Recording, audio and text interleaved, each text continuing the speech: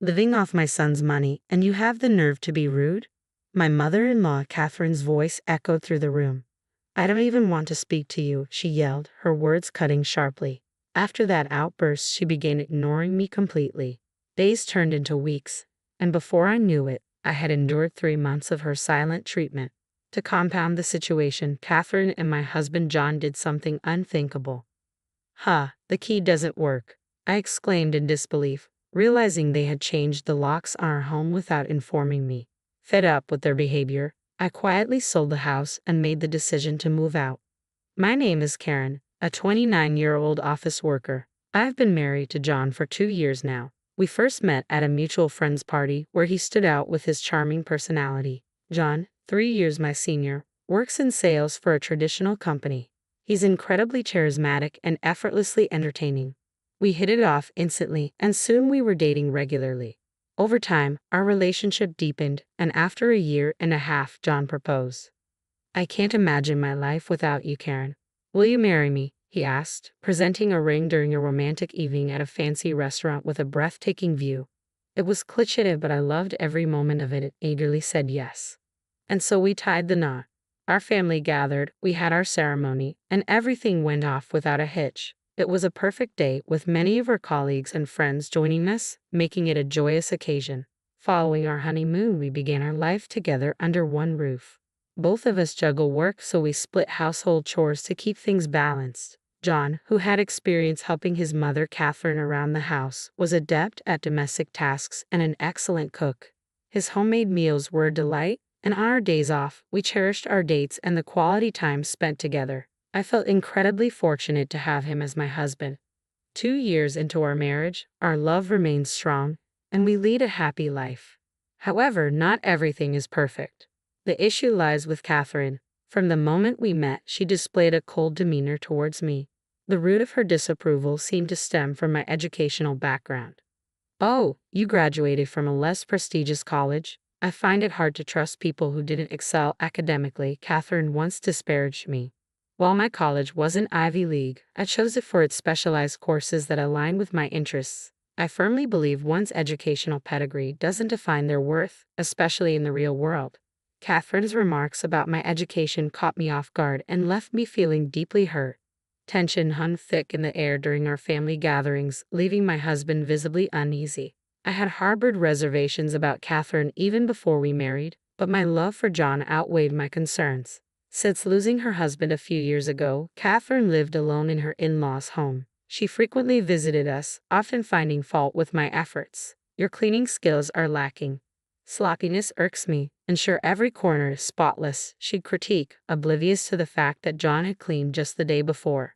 Not wanting to provoke further conflict, I remained silent, apologizing and weathering her criticisms. Yet Catherine's visits persisted, each one bringing new disparagements. You lack education, can't manage household tasks, and haven't even started a family. What do you even bring to this marriage? Her words stung deeply, especially when I was already feeling vulnerable. Fed up, I finally confided in John. Can't we address Catherine's treatment of me? What about her treatment? She's constantly insulting me, he replied, frustrated. Really? I never noticed. His casual response caught me off guard. My husband didn't perceive his mother's comments as derogatory. Hearing this revelation in our 2nd year of marriage left me stunned. Are you serious? I don't think Mom means to be hurtful, I faltered, questioning my own perceptions. Was I the one overreacting? No, it couldn't be me. It was becoming clear that both my husband and Catherine were out of touch. This realization deepened my growing distrust toward my husband. I had sensed hints of his complex relationship with his mother before, but it hadn't been an issue until now. His issues with his mother were becoming a real concern. Mom thinks you should cook more nutritious meals.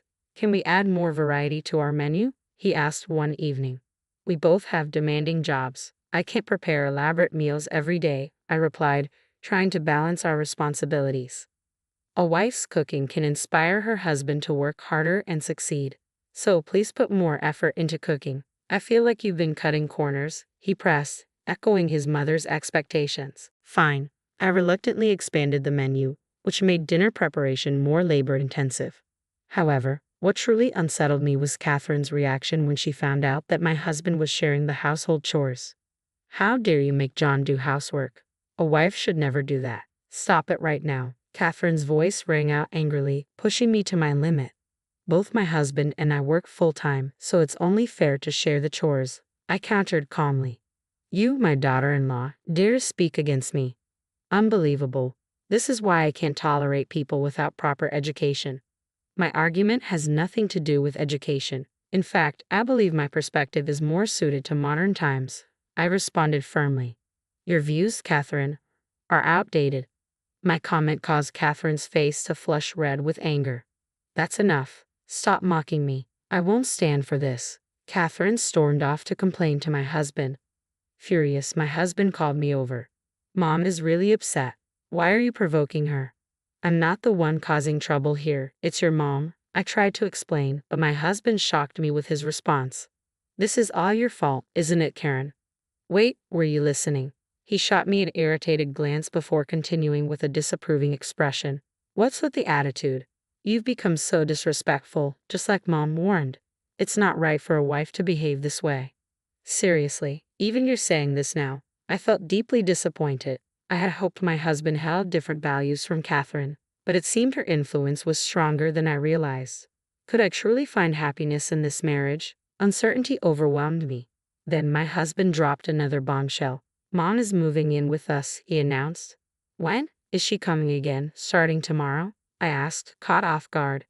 Don't say starting tomorrow like it's temporary, he replied uneasily. So, it's just for tomorrow? I questioned with a sinking feeling. No, she's moving in, starting tomorrow, he clarified. Moving in? I couldn't believe what I was hearing. Since when did this become about living together? My mom finds it inconvenient to keep coming over, so we decided it makes sense for her to move in, he explained, oblivious to my shock. What? Why would you make that decision without discussing it with me? I'm the one bringing in the income. This should be my call. It was increasingly clear that my husband was completely influenced by his mother, Catherine. She must have been feeding him ideas about a wife's obedience, but making the unilateral decision for Catherine to live with us was unacceptable. The following day, Catherine arrived as if it were the most natural thing, hauling large bags with her. She confidently claimed a room on the first floor, behaving as though she had always lived there. Karen, get the coffee brewing, will you? You're such an inconsiderate daughter-in-law, she demanded. Hey, Mom's tired from moving. Cut her some slack. Catherine and my husband immediately joined forces to scold me. The thought of this becoming a daily occurrence was unbearable. I started preparing for any unforeseen circumstances. Catherine continued to boss me around, but at the time, I was deeply engrossed in a significant work project and chose to ignore whatever Catherine or my husband said. Why are you coming home so late? It's Karen's job to make dinner. Why are you making us wait? Catherine demanded. I had to work late. Looks like you both ate already. What's the issue? I replied calmly. My husband and Catherine glared at me, their faces flushed with anger. It's infuriating. Living off my son's money, and you dare talk back? I don't even want to speak to you. Catherine's voice boomed with accusation. I couldn't fathom where she got that idea. I wasn't financially dependent on my husband. In fact, I earned more than him. Yet Catherine seemed fixed in her misconception, and soon enough, she began to actively ignore me. No matter if I greeted her politely or asked a question, she brushed me off. To my dismay, my husband started to follow suit, joining her in this cold silence. Before I knew it, I had endured 3 months of being completely ignored.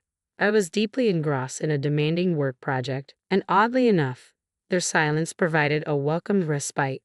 Who knew being left alone could be so refreshing? They both wore smug smiles, thinking their silent treatment was getting to me. I saw no harm in letting them think so, even affecting a subdued and disheartened demeanor. But as my project neared its peak, the workload demanded even more of my time. Working tirelessly with my team, we finally reached the project's conclusion. In my intense focus, I had completely forgotten about Catherine and my husband. I was so absorbed that their silence, even if intended to bother me, went unnoticed. At some point, Catherine and my husband must have realized their strategy had no effect on me. That's when they resorted to something unthinkable. My key isn't working. No matter how many times I try, it won't fit the lock, I muttered to myself in frustration. It turned out they had changed the locks without informing me. As I struggled outside, attempting to get in, I overheard Catherine and my husband talking inside. Is that a burglar? Catherine's voice sounded alarmed. Ha, but we're home alone, so it can't be a break-in, right? Catherine's voice carried a mocking tone. Maybe it's trespassing, my husband chimed in, joining her laughter. Yeah, maybe we should call the cops, Catherine added, the amusement clear in her voice. Their laughter and casual discussion echoed through the house. I couldn't believe how far they had taken their disregard for me. It was the final straw. Quietly, I resolved to sell the house and move. This house had been my family home, left to me by my parents when they retired to the countryside last year. I had full ownership rights and had already taken precautions, having the house appraised in case I needed to sell it quickly due to Catherine's presence. I relocated to a business hotel and informed my parents of the situation, along with my decision to sell. Disappointed in my husband and Catherine, they gave me their full support. With their encouragement, I promptly contacted a real estate agent and sold the house. I arranged for a locksmith to change the locks, and as I entered the house, Catherine looked at me, visibly startled. How did you get in? You didn't break the lock, did you? Catherine's voice, laced with indignation, pierced the air, a sound I hoped to never hear again. Ignoring her protests, I began packing my belongings. Say something, I'll call the police for trespassing, she threatened, her voice growing more frantic. Ignoring her threats, I proceeded with my departure, accompanied by movers who swiftly began transporting my larger items. Catherine continued shouting accusations, calling me a thief, but I remained steadfast in my silence. The locksmiths and movers seemed uneasy around Catherine, likely sensing the tension. I had informed them beforehand that Catherine was my husband's mother, suffering from a severe mental condition, and that she had mistakenly changed the locks, believing my home to be hers. The more she screamed, the more evident her condition appeared. Suppressing a smirk, I efficiently directed the move. Soon, all my belongings were gone. I left pre-filled divorce papers on the table and exited without acknowledging Catherine's tirades. As I walked away, Catherine's shouts faded into the background. Let her taste the bitterness of being ignored completely. Later that night, my husband called me, seething with anger. What do you think you're doing, taking things from this house? I decided to confront my husband directly. What are you talking about? I've only taken what I purchased with my own money.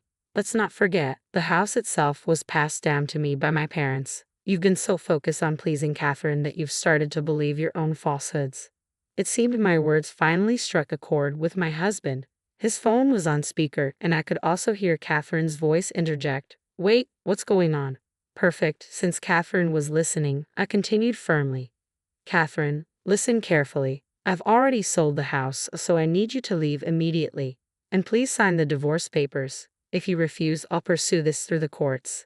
Both of them fell silent, clearly taken aback by my declaration. Are you giving me the silent treatment again? That's fine, but know that I will not hesitate to enforce this. I knew their silence was not because they were ignoring me, but because they were stunned. Nevertheless, I pressed on. As expected, my husband finally spoke up. Wait, please, but I chose to ignore him and ended the call. Shortly after, I initiated divorce proceedings through my lawyer.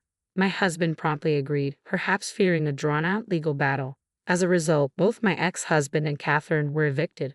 While they could have afforded a decent apartment with the money from the house sale and their pensions, Catherine's reckless spending habits had depleted their resources. She had used my father-in-law's inheritance to pay off debts, leaving my ex-husband struggling to manage the debt she had accumulated. Despite his lengthy explanations and pleas for reconciliation, I chose to ignore him completely. Now, I live alone in a comfortable apartment. I've decided to save the proceeds from the house sale for my retirement. At the moment, I'm focused on advancing my career and aiming for a promotion. Love can wait. I'm prioritizing my own future and stability.